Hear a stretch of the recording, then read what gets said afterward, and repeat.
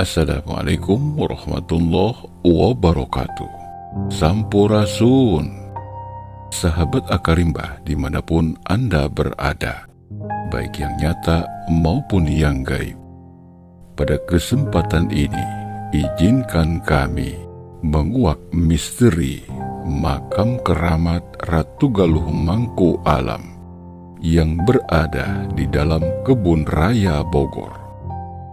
Hingga kini makam tersebut masih menjadi misteri, bahkan menjadi kontroversi di kalangan peneliti sejarah dan masyarakat. Dalam kebudayaan kita dikenal adanya simbolisme, paham yang menggunakan lambang atau simbol untuk membimbing pemikiran manusia ke arah pemahaman terhadap suatu hal secara lebih dalam. Ilmu pengetahuan adalah simbol-simbol dari Tuhan yang diturunkan kepada manusia, dan oleh manusia simbol-simbol itu ditelaah, dibuktikan, kemudian diubah menjadi simbol-simbol yang lebih mudah dipahami, agar bisa diterima manusia yang lain yang memiliki daya tangkap yang berbeda-beda, dan diyakini bahwa segala sesuatu adalah simbol dari hakikat kehidupan.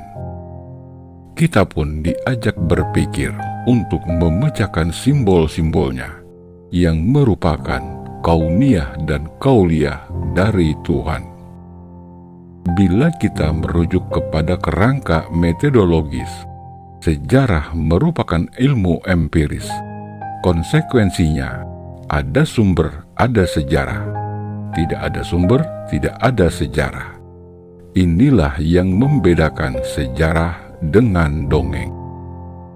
Dalam ilmu sejarah dikenal kategori sumber primer, sekunder, tersier, dan lainnya, seperti artefak, socipak, dan mentipak.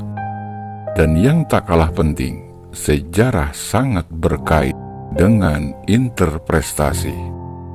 Bahkan bisa dikatakan ruh sejarah adalah interpretasi. Seperti makam Ratu Galuh Mangku Alam, di atas pusaranya terdapat mahkota berwarna emas, menyimbolkan statusnya sebagai seorang raja. Letak makamnya yang cuma selemparan tombak dekat dengan istana menandakan dan menyimbolkan beliau seorang yang pernah berkuasa di kerajaan Pajajaran ini. Siapakah Ratu Galuh Mangku Alam sebenarnya? Menurut cerita yang beredar, ada beberapa versi. Yang pertama, Ratu Galuh Mangku Alam adalah istri Prabu Siliwangi. Kemudian Mbah Jepra dipercaya adalah panglima perangnya. Mbah Baul sendiri seorang ulama besar pada masanya. Sedangkan Solendang Galuh Pakuan seorang yang hidup pada masa kerajaan Pajajaran terakhir. Versi kedua dikutip dari merahputih.com. Menurut Sandi Nusantara, komunitas yang berkecimpung di dunia kebudayaan dan sejarah Nusantara menjelaskan bahwa makam Ratu Galuh Mangku Alam bukanlah Nyai Subang Larang, tetapi Sri Baduga Maharaja Prabu Linggabuana. Sedangkan Mbah Jepra mempunyai nama asli Syekh Japar Sodik. Mbah Baul bernama asli Syekh Mabaul Ulum. Keduanya merupakan panglima Prabu Linggabuana. Dari paparan di atas yang merujuk kepada legenda dan alam pikiran masyarakat, kiranya perlu kita pertanyakan, benarkah Ratu Galuh Mangku Alam adalah Mahaprabu Linggabuana seperti yang banyak dikisahkan? Sebab yang diketahui Prabu Linggabuana sang Mokteng ing Bubat diperlabuhkan di Astana Gede, Kawali Ciamis, ditandai dengan prasasti Kawali 4 yang bertuliskan Sang Hyang Lingga Hyang.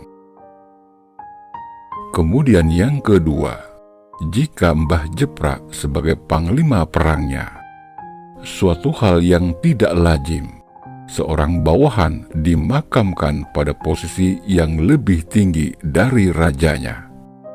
Sebab tradisi kita sangat menjunjung tinggi, menghormati kepada para pemimpin, terlebih itu rajanya sendiri. Inilah yang membuat sejumlah orang mempertanyakannya. Berdasarkan hasil komunikasi transendental, penelusuran jejak gaib yang terlihat dan simbol yang terbaca, Ratu Galuh Mangku Alam adalah Prabu Surya Kencana yang bernama lengkap Raden Surya Kencana Winata Mangku Bumi, bergelar Prabu Silih Wangi ke-8. Sedangkan Mbah Jepra, Mbah Baul, dan Solendang Ratu Galuh Pakuan adalah tokoh legenda kontemporer, bukan bagian dari kerajaan Pajajaran, hanya merupakan urban legend.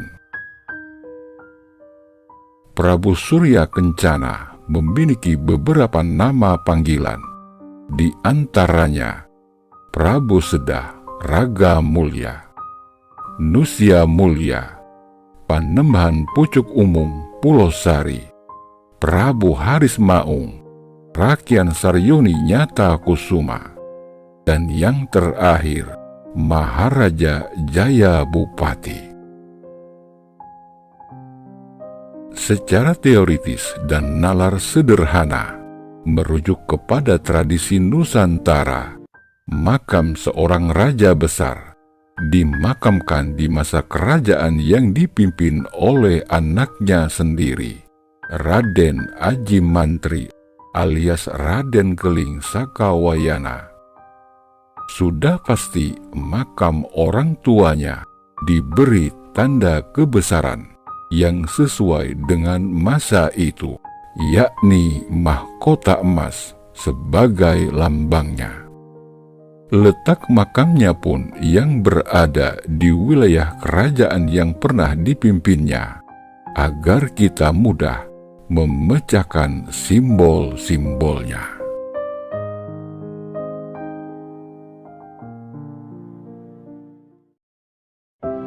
Demikian sekelumit kisah eksplorasi kami di keramat Ratu Galuh Mangku Alam. Semoga bermanfaat dan menggugah hati kita untuk lebih peduli kepada leluhur.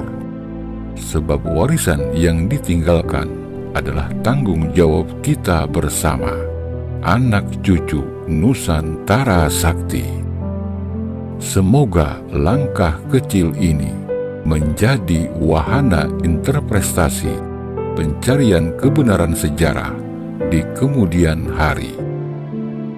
Mari kita bangkitkan kesadaran diri, jalani peran kita masing-masing, dan berkolaborasilah dan berkaryalah walau hanya sebaris kalimat.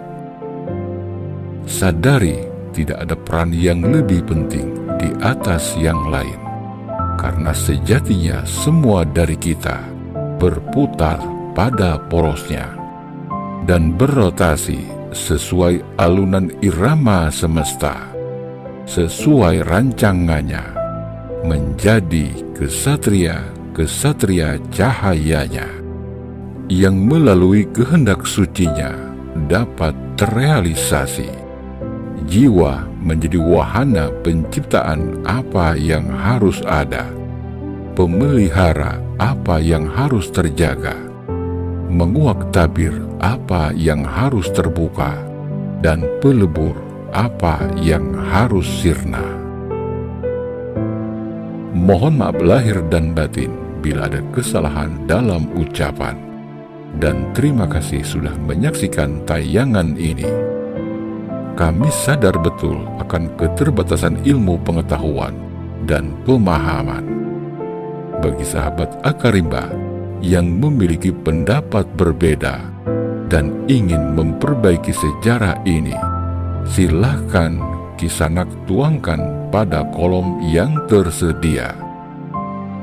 Jangan lupa untuk selalu mendukung kami dengan cara subscribe, like, dan komen pada channel kami, agar kami tetap semangat berkarya menciptakan titik-titik berikutnya menuju wujud alif sempurna, lahir dan batin.